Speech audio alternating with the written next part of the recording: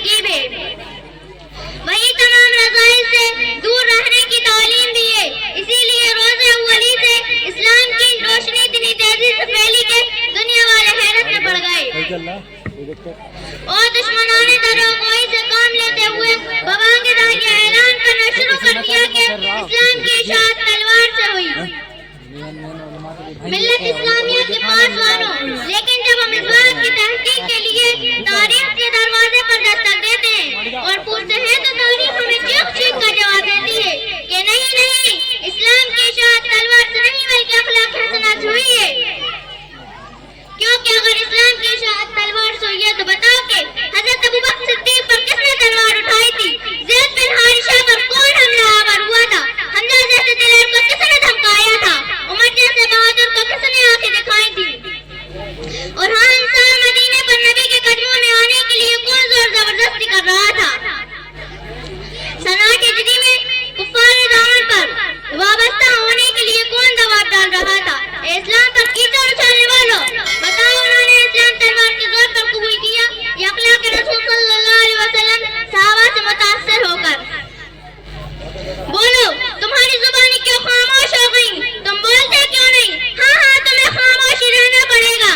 تمہیں یہ معلوم ہے کہ حضرات نے اسلام کو اپنی رضامندی اور خوش ندی سے اپنے سینے سے لگایا تھا. محترم سامعین کرام، یہی نہیں بلکہ ایک قدم اور آگے بڑھائیں اور نظر ڈالیے عہد فاروقی پر تو آپ کو نظر آئے گا کہ اسلامی مجاہدین نے قبول اسلام پر کبھی کسی کو مجبور نہیں کیا بلکہ سب کو مذہبی آزادی کا پروانہ دیا. حضرت عمر بن خطاب رضی اللہ عنہ کا امان جو آپ نے فتح بیت المقدس کے موقع پر عیسائیوں کو دیا تھا آج بھی تاریخ کے اوراق میں الفاظ کے ساتھ موجود ہے کہ نہ ان کے غرضوں میں نہ سکونت کی جائے، نہ ڈھایا جائے، نہ ان کو نقصان پہنچایا جائے گا، نہ ان کی صلاحیوں اور مالوں میں کچھ کمی کی جائے گی، نہ ان کے مذہب کے بارے میں کوئی جبر کیا جائے گا. اے عقل کے اندھوں، کیا تمہیں یہ تحریر نظر نہیں آتی جس میں صاف مذہبی آزادی دی گئی ہے؟ مزید وضاحت کے لیے آپ دور حاضر پر نظر ڈالیے، غور کیجیے اور بتائیے کہ آج اسلام قبول کرنے والوں کو کون مجبور کر رہا ہے؟ آخر یوسف یوحنا پر محمد یوسف بننے کے لیے کس نے زبردستی کی؟ یورپ و امریکہ میں اسلام اتنی تیزی سے کیوں پھیل رہا ہے؟ اگر آپ ان تمام حقائق پر غور کریں گے تو وہ ساختہ پکار اٹھیں گے.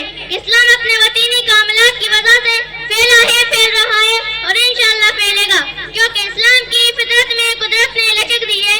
اسلام کی فطرت میں قدرت نے لچک دی ہے، اتنا ہی ابھرے گا جتنا کہ دباؤ گے. اللہ تبارک و تعالی ہم سب کو اسلام کا صحیح ترجمان بنائے. آمین. وآخر دعوانا الحمدللہ رب العالمین. السلام علیکم ورحمۃ اللہ وبرکاتہ. وعلیکم السلام ورحمۃ اللہ.